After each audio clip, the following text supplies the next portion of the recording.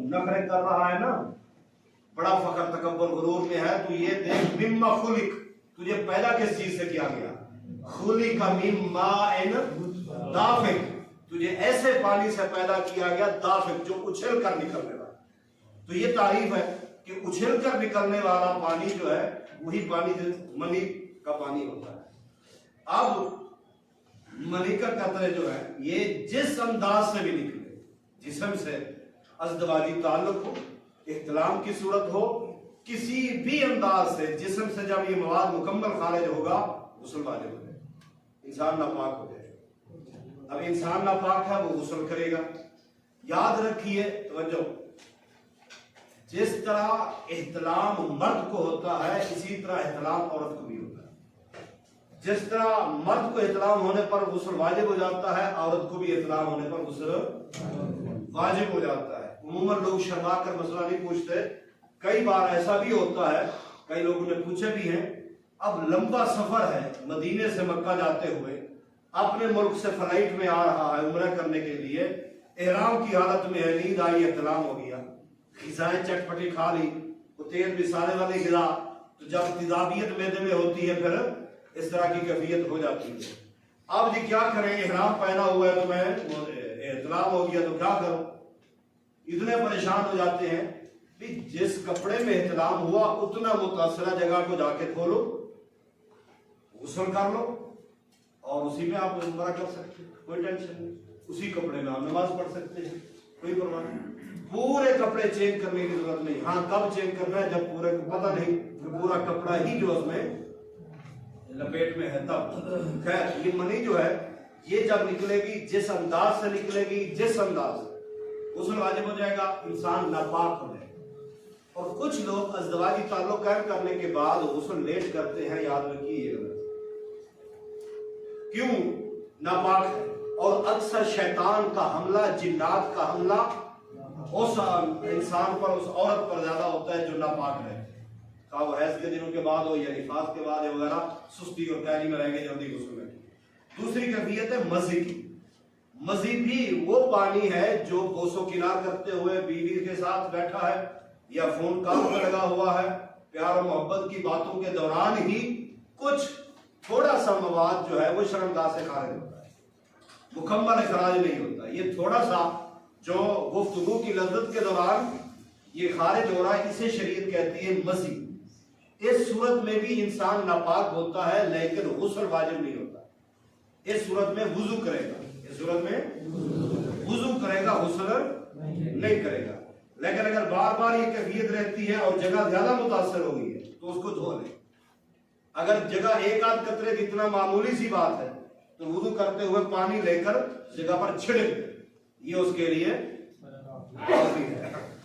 مزی پر غسل نہیں ہے، وضو لازم ہے، وضو ضرور کرے گا۔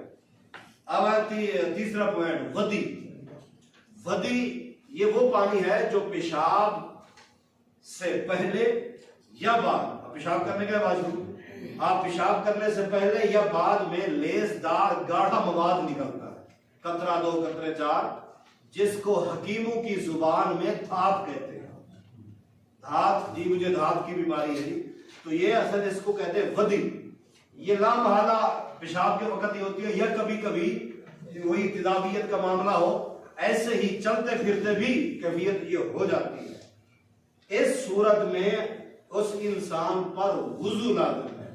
ظاہر پیشاب کر رہا ہے تو وضو کرے گا، اگر اس کے علاوہ بھی ہوا تب بھی وہ وضو کرے گا، غسل نہیں۔ غسل صرف منی کی کیفیت ہے، سمجھ آ گئی؟ یہ تین چیزیں۔ اسی طرح اگر عورت کو اطلاع ہوا تو غسل ہے اس پر۔ ہاں، عورت کے لیے مزید بھی ہے، یہی مواد عورت کا بھی خارج ہوگا، اس پر بھی وضو ہے اور غسل نہیں ہے۔ ہاں، جس طرح یہ ہماری تیسری کیفیت ہے مرد کے لیے ودی کی، عورت کے لیے بھی یہ کیفیت ہے، لیکن اس کو حکیموں کی زبان میں لیکوریا کہتے ہیں، ٹھیک ہے نا؟ وہ لیکوریا جو ہے یعنی اسی طرح وائٹ مواد خارج رہنا، یہ وہ معدے کی خرابی کی وجہ ہے۔ آج بھی جس کے معدے میں تیزابیت اور یہ چٹپٹے مسالے شدارے کھا لینا، قبض ہو جاتی ہے، خشکی ہو جاتی ہے، تو پھر یہ کیفیت ہوتی ہے۔ اسی طرح عورتوں کے ساتھ لیکن ان کو لیکوریا کہا جاتا ہے، مسئلہ دونوں کے لیے تینوں کیفیت میں ایک ہی ہے۔ اب یہ مسئلہ سمجھ آ گیا؟ اس میں کسی کا اشکال ہے تو بتا دیں، پھر میں آگے چلتا ہوں۔ تو ادھر کی کیفیت میں اب ہم نے آگے کیا کرنا ہے؟ آپ نے پانی سے کیا کیا؟ نجاست کون سی؟ اب مثلا کئی ایک نجاست ہے، اب پھر ایجاد آ گئی استنجا وغیرہ ہے، تو یہ بھی کیفیت۔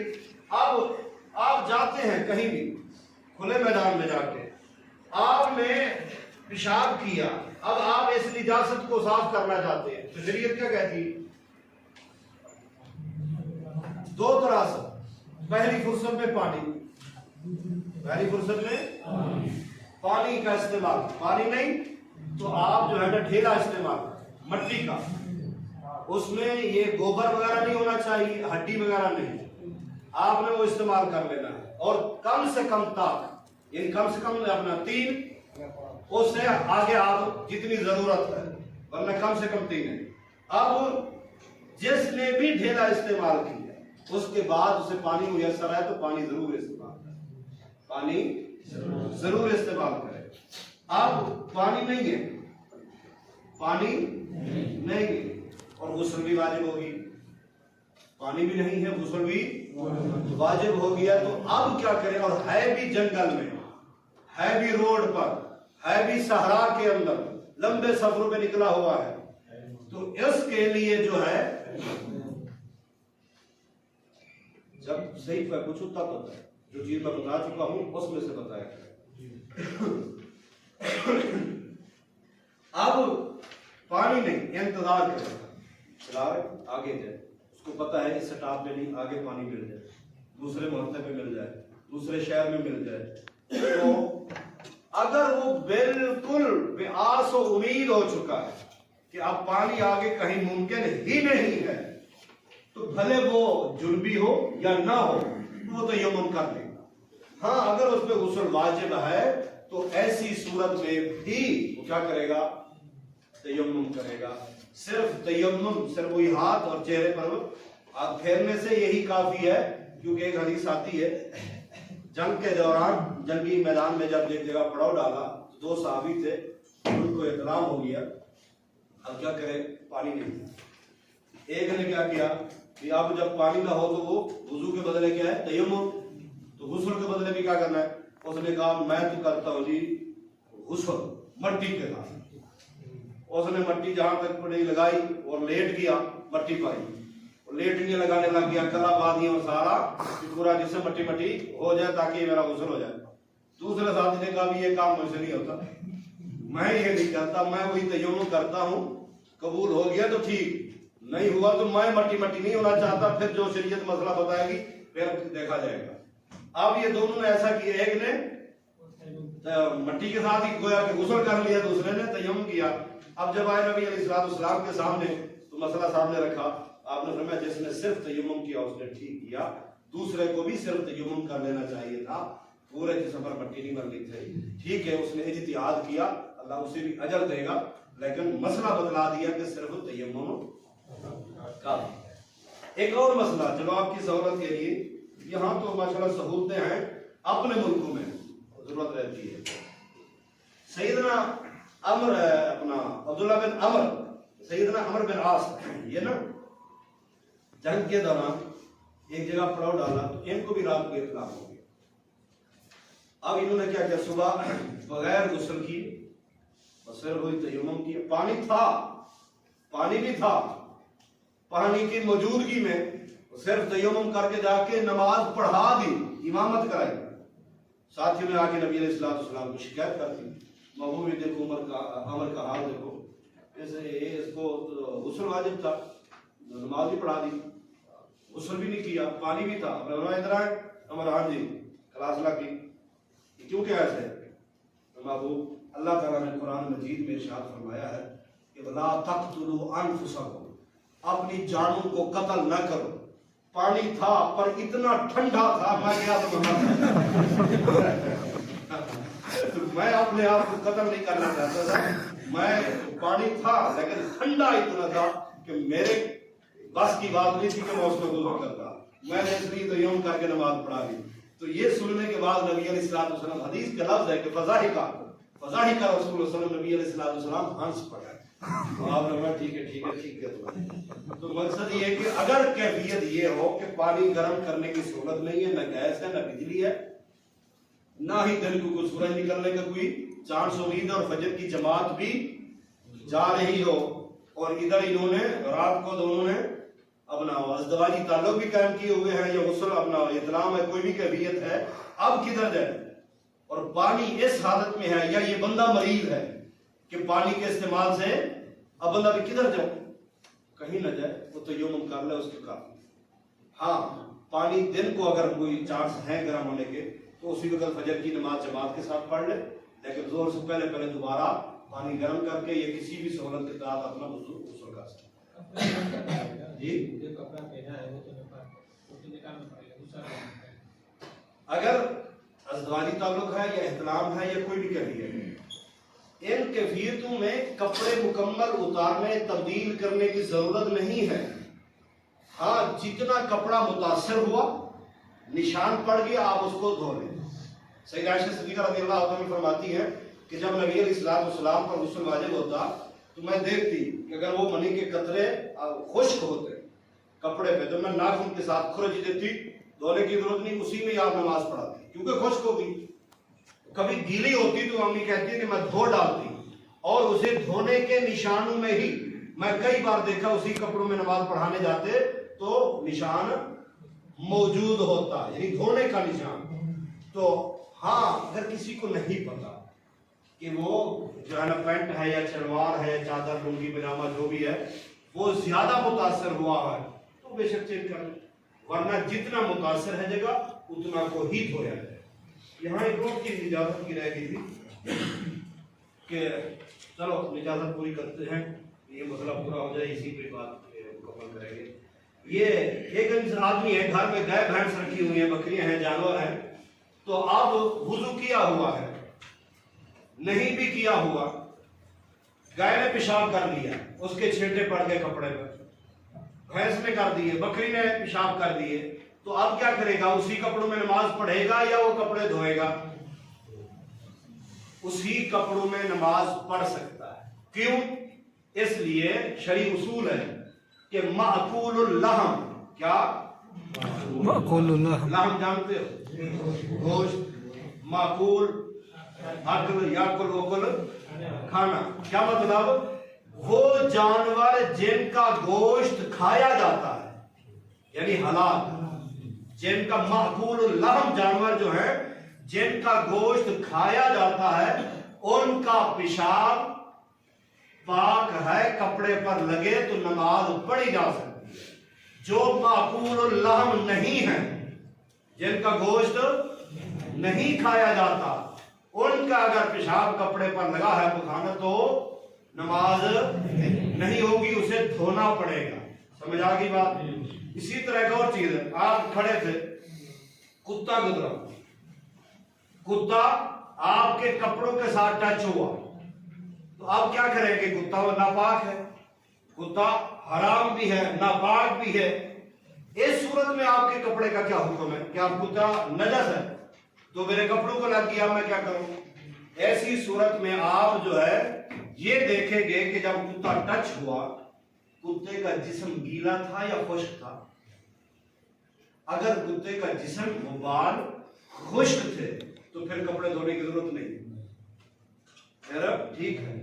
اگر اس کا بال جسم گیلا تھا، کپڑوں کے ساتھ ٹچ ہو گیا، جتنا حصہ متاثر ہوا سارا دھونا پڑے گا، وہ دھونا پڑے گا.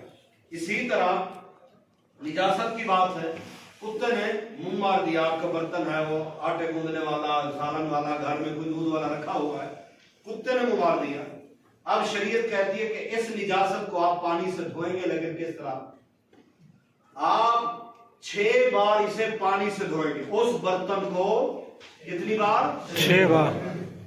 6 بار پانی سے دھوئیں گے اور 1 بار مٹی سے دھوئیں گے. اس برتن کو، گلاس ہے، بالٹی ہے، پلیٹ ہے، کچھ بھی، اس کو 1 بار مٹی سے اور کتنی بار؟ 6 بار. کس برتن کو؟ جسے کتے نے چھوئی جس کو کتے نے چھویا ہو۔ اب حدیث میں یہ آتا ہے، جو ایک حدیث میں لفظ آخرہن بالتراب، کہ آخر میں مٹی کے ساتھ، ایک میں شروع کا تذکرہ ہے۔ اگر ہم حکمت دیکھیں عقلی طور پر تو پہلے مٹی کے ساتھ ہونا بہتر رہے گا، اس لیے کہ بار بار اگر مٹی کا کوئی ذرہ کہیں ادھر ادھر رہ بھی گیا، جب 6 بار پانی کے ساتھ ہونا ہے تو مٹی بھی ٹھیک ٹھاک صاف ہو جائے گی، برتن بھی صاف ہو جائے گا۔ یہ نہ بھائی 7 بار مٹی سے پھر مٹی کو ہی دھوتے دھوتے 6 بار اور لگ جائے، کیا کیا ہے؟ تو اس لیے کسی برتن میں کتے نے منہ مار دیا تو اس کو دھونا پڑے گا۔ چلو 1 منٹ رہتا ہے 20 میں۔ اگر بلی نے منہ مار دی، وہ برتن ناپاک نہیں ہے، پاک ہے۔ اگر اس میں پانی بھی رکھا ہوا ہے تو پانی بھی اس کا جھوٹا پاک ہے۔ کسی کی طبیعت برداشت کرے پیے، اس کی مرضی، نہ پیے ڈھیل سے، اس کی مرضی، کیونکہ آپ نے فرمایا ہے من الطوافین، بلی جو ہے یہ گھر میں طواف کرنے والی، یعنی ہر وقت آ رہی جا رہی، آ رہی ہے جا رہی ہے، اس لیے شریعت نے اس کا حکم کچھ آسان کر دیا تاکہ کسی کو کوئی پریشانی نہ ہو۔ 20 منٹ ہوئے، یہیں پہ بات مکمل کرتے ہیں، اگلے ہفتے پہلے کسی کتاب سے دیکھیں گے۔ جو لوگ کہتے ہیں بلی راستے سے گزر گئی، بلی جو ہے نا راستے سے یا نماز پڑھ رہے ہو، نماز کے آگے سے گزری، یہ توہم پرستی ہے، بدعقیدگی ہے اور لا علمی اور جہالت ہے۔ بلی کے سامنے گزرنے سے بھی نماز نہیں ٹوٹتی، بلی کے سامنے، اور کالی بلی کے سامنے آ گئے، کالی بلی جو ہے نا اس پر کیا کہتے ہیں، نقصان بھی ہوگا، نظر بھی ہوگی، جنات بھی ہیں، فلاں بھی ہے۔ دیکھیے اللہ تعالیٰ فرماتے ہیں، حدیث قدسی ہے، قرآن میں نہیں، حدیث میں لفظ اللہ تعالیٰ کے ہیں۔ اللہ تعالیٰ فرماتے ہیں انا عند ظن عبدی بی، میں اپنے بندے کے گمان کے مطابق ہوں، جس طرح میرا بندہ میرے بارے میں گمان رکھے گا میں ویسے ہی کروں گا۔ ایک بندہ کہتا ہے میں گنہگار ہوں، مجھے قابو، میری تو سنتا ہی نہیں، میری اس کے آگے اس کی، اور اللہ کہتا ہے ٹھیک ہے اب تو چیختا رہے، نہیں سنوں گا، کیونکہ تیرا میرے بارے میں یہ گمان ہے، میری نہیں سنتا، میری اس کے آگے اس کی، وہ جب کرے گا تو سنوں گا، اب تیری نہیں سنوں گا کیونکہ تیرا میرے بارے میں یہ گمان ہے۔